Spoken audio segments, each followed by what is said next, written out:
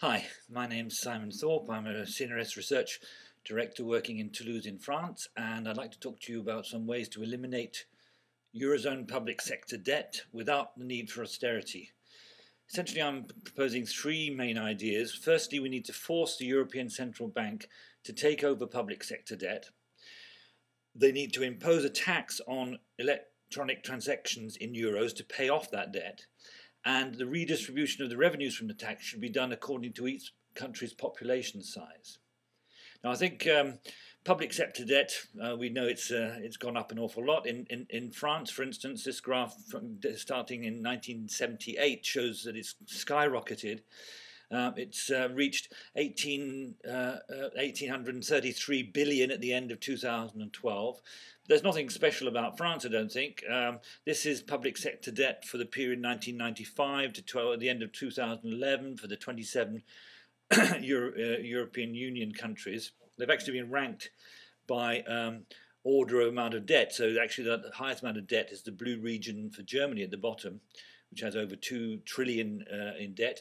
Total debt for the period for all the countries, 10.4 trillion at the end of 2011. If we just take the Eurozone, it's 8.28 trillion euros, and if we take the UK, it's 1.16 trillion. That's the latest figure.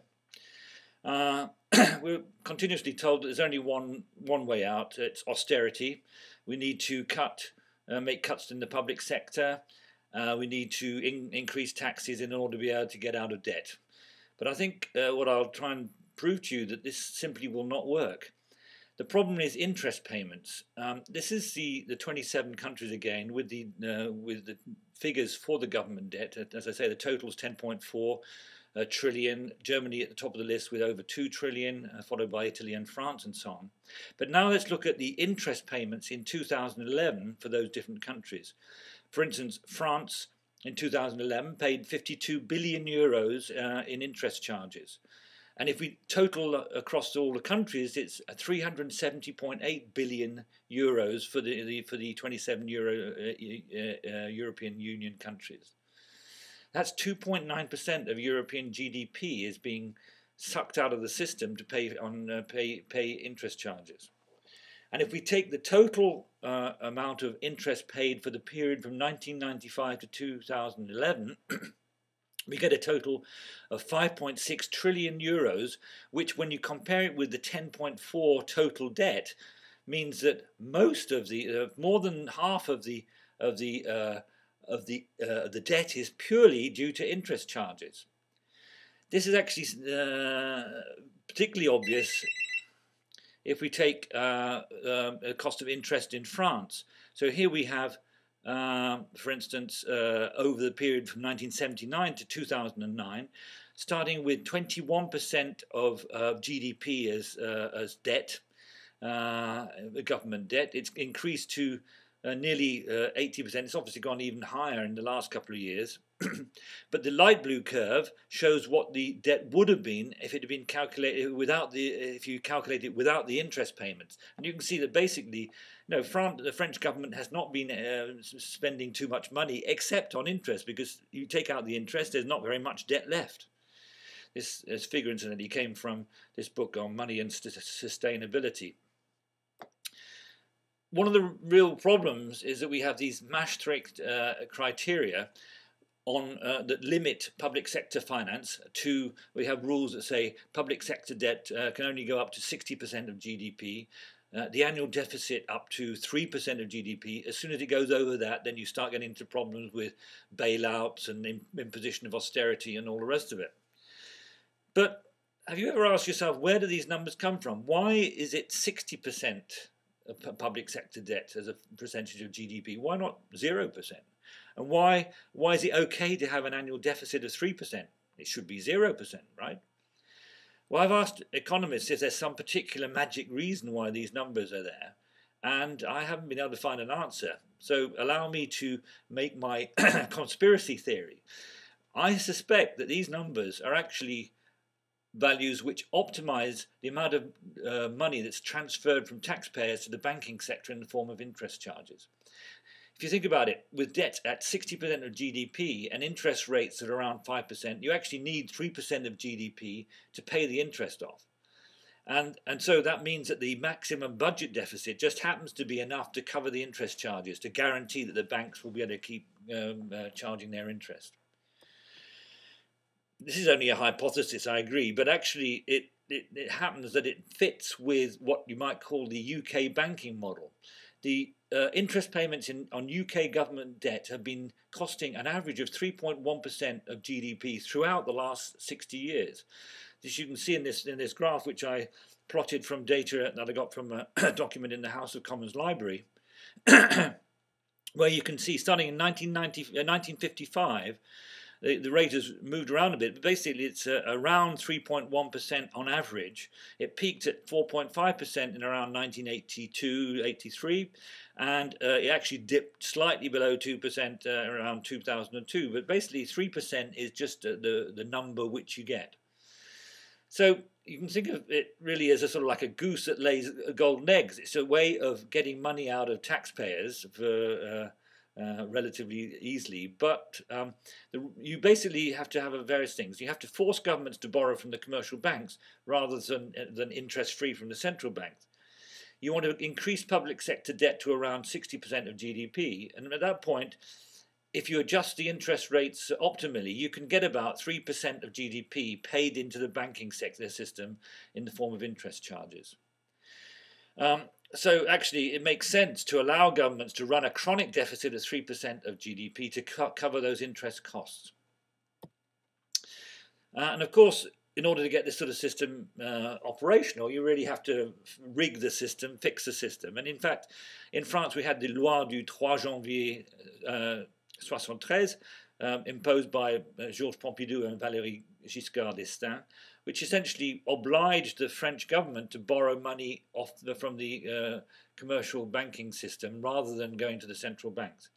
It wasn't totally clear at that point, but by the time the Maastricht Treaty was signed, Article 104 made this extremely clear. It specifically says overdraft facilities or any type of credit facility in favour of central governments, for instance, will be prohibited, as is the purchase directly from them by the central banks of debt. And that basically has been, that text was incorporated into the Lisbon Treaty later on, which is part of the European Constitution. So basically it looks like we're stuck. So how can we get out of this? Well, actually, it turns out that the second paragraph of that same article says that paragraph 1 shall not apply to publicly owned credit institutions. And this actually led me last year to make a proposition for solving the debt problem, in which you would go via publicly owned credit institutions to borrow money from the European Central Bank. And I think that is actually still a possibility. And another possibility, incidentally, is that although the central banks cannot buy government debt directly, they can buy debt on what's called the secondary markets, and indeed they're already doing this. And so in fact, it is perfectly possible for central banks to take on government debt. So my new proposition, if you like, is that that's what we do. The European Central Bank should take over the public sector debt of all 17 Eurozone countries, and to pay off that debt, they should impose a transaction tax on all euro-denominated electronic transactions, and the revenues that would then be used to pay off each country's debt at a rate that depends on that country's population size. And once that debt has been paid off, the government actually would start to receive direct transfers of funds from the European Central Bank based on these financial transaction taxes. At that point, actually, public sector borrowing could be banned, and you could actually force governments to balance their books continuously if necessary. Before going into more details, let me just stress what I call a central bank paradox. This is the fact that central banks can create large amounts of money, but currently they're only allowed to do it to provide it to the banking system. So in 2008, George Bush and Henry Paulson effectively printed 700 billion, which they provided to bail out the banks. And the Bank of England has been printing 375 billion pounds worth of quantitative easing, which has been injected in the banking sector at 0.5% interest. And the ECB has printed over 1 trillion euros worth for hundreds of banks at 1% interest in 2 rounds of what they call LTRO, long-term refinancing operations. The first round was at the end of December 2011, 489 billion, and another round in February 2012 with another 529 billion. It's interesting that this was all done within weeks of Mario Draghi arriving at the head of the European Central Bank. Mario Draghi, before being the head of the European Central Bank, was the European director for Goldman Sachs. So the fact that he provided lots of money for the banks may not be that surprising. And you can see what the effects of all this in this graph that I got from the British Treasury, showing the different central banks the percentage of the GDP which is on their books. And you can see that, for instance, the Bank of England in black, that's has increased its proportion up to over 25%. The US Federal Reserve in red, around 20% now. The European Central Bank, that's the pink line, going up to over 30%, as is the Bank of Japan. And the Bank of Japan, as we know, has just decided to inject even more amounts of money into the banking sector. Trouble with all this work is that the money doesn't actually go into the economy; it goes onto into the commercial banking system, and you hope that they're going to lend more money, but it's not very efficient as a way of getting money into the economy.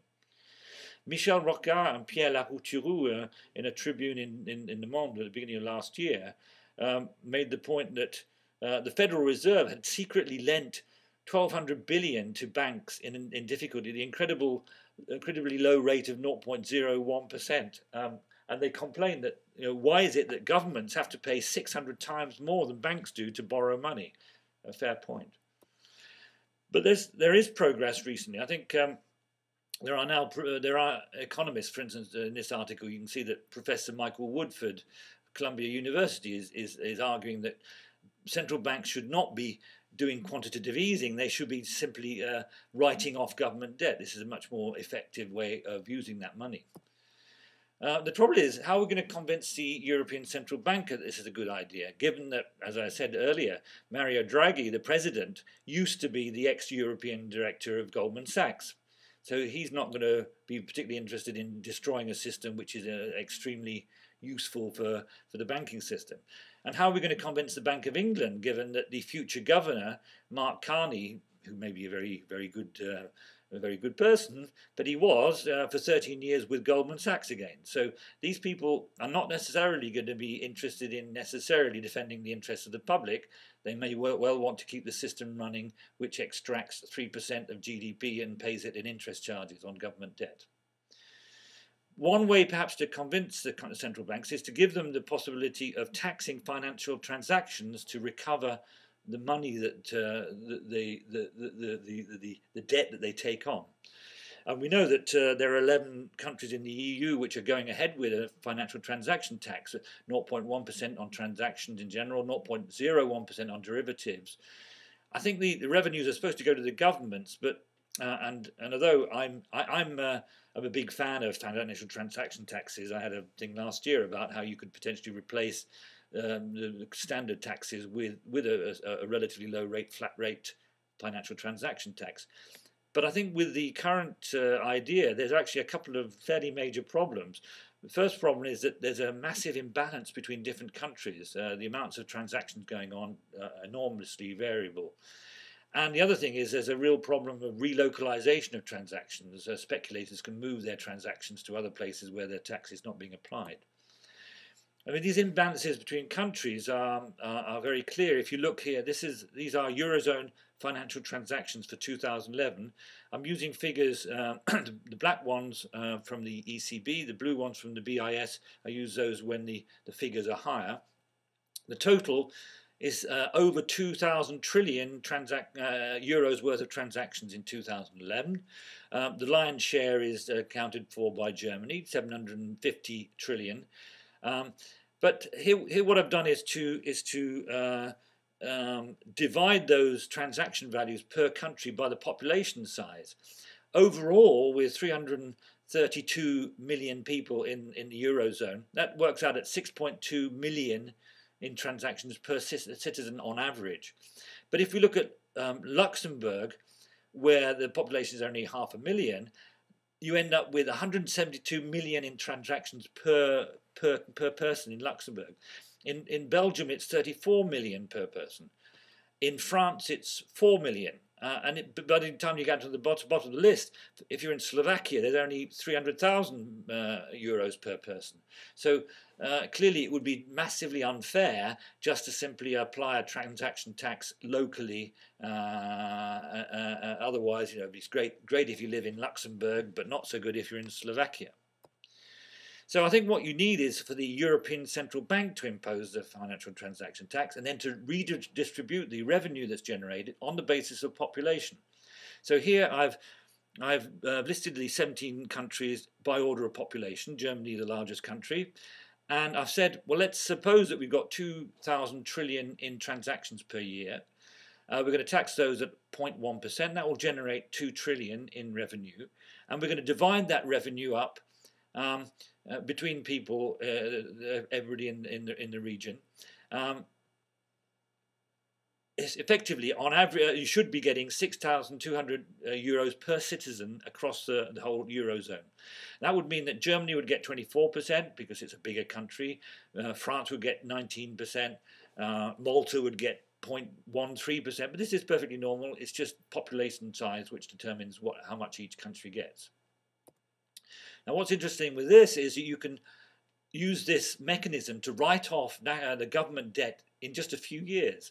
So here I've taken the 17 countries again. I've taken the amount of debt that each country has and the amount of revenue that each one would get based on their share of the 2 trillion in tax revenue. And what you see is that even in the worst case, namely Ireland, all public sector debt would be eliminated in just 6 years. Greek debt would be eliminated just over 5 years. Portugal and Spain would be would pay off their debts in under 3 years, and Cyprus and Slovenia 1 or 2 years. These are the two countries which were supposed to be in a terrible financial crisis. This shows that it's not the governments that are in crisis; it's the banking systems in those countries. The governments have been doing okay. And if you look at Estonia, right at the bottom of the list, in a couple of months, its government debt would have been paid off. So what would happen to? Incidentally, Germany actually would take over 4 years before they started being able to get their debt paid off, because they start off with very high debt levels, and even though they've got a very large population, it would take them quite a long time. But what happens once the debt has been paid off for a given country? Well, at that point, I think the central bank would then start to transfer money to those debt-free governments. And depending on government policy, those additional funds could be used to do various things. For instance, it could be used to reduce or even eliminate taxes. It could be used to increase public spending, paying for new transport systems or housing or education or health or renewable energy or research or whatever.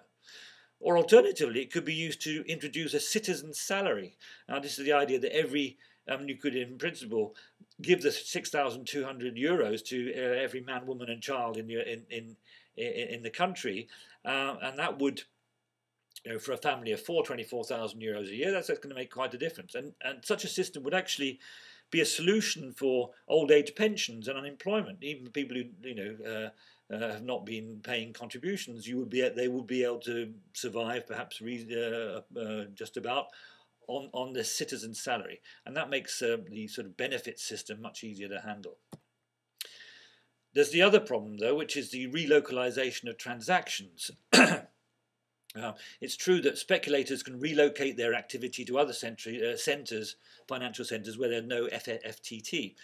So here we've got some figures for financial market share by country, and you can see that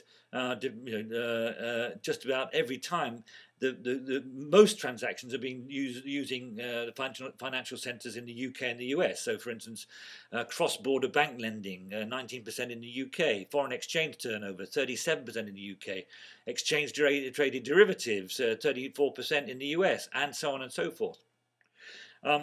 France and Germany, by comparison, really don't do very much. So it would be trivial for the activity going on in France and Germany to just move over to the US or the UK, or eventually they could go to Singapore and Hong Kong or whatever. So how can we sort that one out? Well, I think there's a very simple solution. What you should be taxing is all euro-denominated transactions, irrespective of where they occur. So let's take foreign exchange. Well, foreign exchange is a huge market. The BIS triennial survey, the last one was in April 2010, where they found that every day there are about $4 trillion worth of transactions being carried out in the foreign exchange markets. That's about getting on for 1,000 trillion per year. It's got even worse, in a sense. In 2013, we haven't got the data from the next triennial survey, which is currently the data is being collected. But we know already, if you look at CLS, which is a major player in foreign exchange markets, here's their monthly data for March 2013. They were handling $5.16 trillion every day during March of 2013. We know that the CLS is roughly a 90% market share, so I suspect the total will probably be around $6 trillion a day.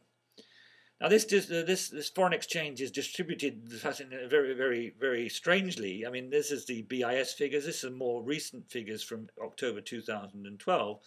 You can see that basically 37% roughly of trading goes on in London, 17% in New York, and the rest of the Eurozone only does about 18.5% of the trading. The other thing that's really interesting is the distribution of currencies in this foreign exchange activity. The lion's share is in dollars, 42.4%, but the euro actually makes up for a substantial 19.5% of that. That's about 200 trillion euros a year, which could be taxed very easily. Other transactions, well, it's not just financial foreign exchange. There's also interest rate swaps. This is rather interesting. LCH ClearNet, which runs the Swap Clear system, actually published on the website the figures on volumes. They're doing around, since the beginning of 2013, they're doing around $50 trillion worth every month. And amazing that they actually provide the data on a day-by-day basis. So yesterday I downloaded the data from from Friday, the 12th of April. And you can see that they did over 2 trillion of interest rate swaps on one day, on the 12th of April. That's 166 trillion since the beginning of the year. And they actually give a breakdown by currency. You can see here, for instance, that on that one day they did 1.17 trillion euros worth of trading, and accumulated 66.9 trillion euros since the start of the year. Massive amounts of money. They have a nice graph here showing that actually 40% of the swaps roughly are in euros. This is a very easy thing to tax. What we need, though, is a global agreement between the central banks to apply these transaction taxes. And so each country, every transaction in a given currency should be taxed at a rate that will be fixed by the central bank corresponding to that corresponding currency. Each central bank would be free to set its own rate and also to choose the destination of where the revenue should go. I mean, if they want to just remove excess money from the system, they could do that. But a country wanting to play an important role in the financial markets could set a very low or even a zero rate, which would encourage people to do transactions in that currency. But a country wishing to raise revenue could set a higher level. And another thing you could do is set a high rate to protect against speculation. So a country that was under attack by speculators could just increase the tax on transactions in that currency to fight off that speculation. And it's not just foreign exchange and interest rate swaps. This should be applied to all electronic transactions, I think. It would be extremely easy to implement. You saw the figures. The LCH ClearNet provides, the detail of every single transaction at the end of the day. The figures are there. The banks know how much they transfer every day. Very easy to implement. Just a line of code, essentially, to work out how much needs to be transferred to each central bank. It will be very flexible because each central bank would be able to move the rate up and down every hour or every day if they needed to. And that would actually open the possibility to have a very rapid response in the event of an attack on a currency. The central bank of that currency could actually follow any attempts by the markets to manipulate the exchange rate very rapidly by jacking up the transaction tax value. But above all, the system would be totally fair. Everybody in this idea would be paying the same tax. This is not a thing used to attack the financial markets. Everybody, including me, I would be paying this tax when my salary comes in and when I make payments as well. It will be totally fair, and that means it will be impossible to get out of. You can't negotiate an area where this wouldn't apply. It would be everything. Every electronic transaction in a given currency would be taxed. Incidentally, you could apply the same idea to alternative currencies. I mean, there are lots of local exchange trading systems, système d'échange locaux in France. Germany's got its own systems, as does Hungary. Switzerland, the Via Bank. We've got Bitcoin and Freecoin and a whole pile of community exchange systems. There's currently 526 of them, 147 of them in Spain, 87 in the US. All of these systems which allow exchanges between currencies could be included in the same system, and that would actually be a rather useful thing, I think, for these alternative currencies, to give them actually a useful source of revenue for new currencies. They'd just sign up for the system and they would get some amount following each exchange if they like. And another nice idea you can do is to have additional national and regional extensions to the tax. So once a tax mechanism has been implemented by the central banks, the governments at the national level and local level could add a national component or a regional component. So here, for instance, I've got the bank statement of somebody who's earning €2,000 a month. It's got various expenses for credit card, rent, electricity, and so forth, making a total of €1,750 of expenditure, for instance. You'd have firstly the ECB imposed 0.1% FTT, but you could also have a national one at 0.2% or 0.1% for local taxes. Very easy to do. In this case, the person will be paying €15 a month in tax. That works out at an effective tax rate of 0.75%, which is very reasonable. Just to give an illustration, we know that in transactions in France, for example, in 2011, totaled 282 trillion euros. So if you were applying the 0.2 and 0.11% tax of national taxes on that, that would generate potentially 847 billion euros of revenue. That's more money than the French government gets from all the other sources. So, for instance, income taxes, 146 billion. Taxes on capital, 62 billion. Taxes on consumption, essentially VAT, 224 billion. And social contributions, these are really expensive in France, 386 billion. The total comes to 817 billion, which is less than the amount of money that you could easily extract from the system by just putting this 0.2 and 0.1 taxes in addition to the ECB tax. So, in summary, I think there is definitely a way out of the crisis here. Central banks should be forced to take over public sector debt at 0% interest. The central banks should also impose a tax on all electronic transactions using the currency, irrespective of where they occur. And between them, the different central banks should agree to transfer the revenue as a function of which currencies are being used, using the rate imposed by the central bank that corresponds to that currency. The revenue from these taxes should be used first to eliminate each country's public sector debt, and that revenue should be initially distributed according to population size, particularly in the Eurozone countries. And once a country's debt has been written off, the central bank would be transferring funds to each country to be used however the government there wants to use it. A few additional points.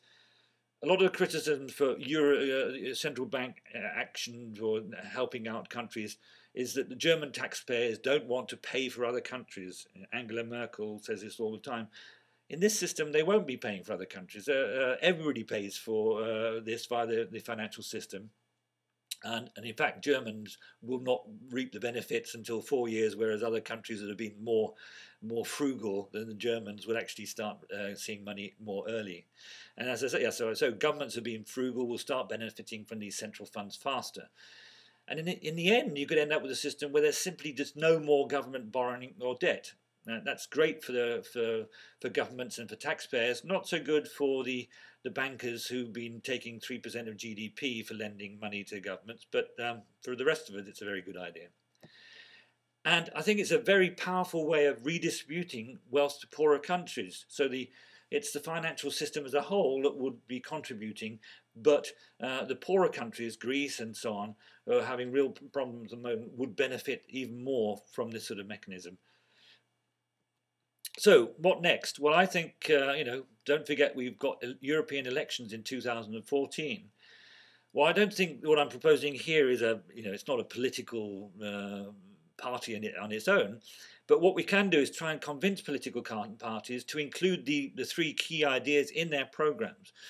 Firstly, force the European Central Bank to take over all public sector debt. Impose a tax on electronic transactions in euros to pay off that debt, and then redistribute the revenues from the tax according to each country's population size. These are simple ideas, but they're not politically biased. They're politically neutral. These ideas just make sense, I think. They could be applied by a right-wing government or a left-wing government. It doesn't matter. It's nothing to do with politics. It's just good sense. I myself, I'm not attached to any particular political party, and I have no intention of being a candidate for European elections. But if we can just get the ideas into the programs of the political parties, then this could actually work. Of course, we have to expect major resistance from the lobbies, the people who are currently benefiting from the 3% of GDP, which is being handed over by the governments with taxpayers' money to finance the financial sectors. These people are very powerful, and they're not going to roll over very easily. We have to be very determined to get this sort of thing through. Anyway, if you're interested in these sort of ideas, I recommend you have a look at my blog in English and in French, and also some of the other videos that I've been putting on YouTube. And in any case, thank you very much for listening.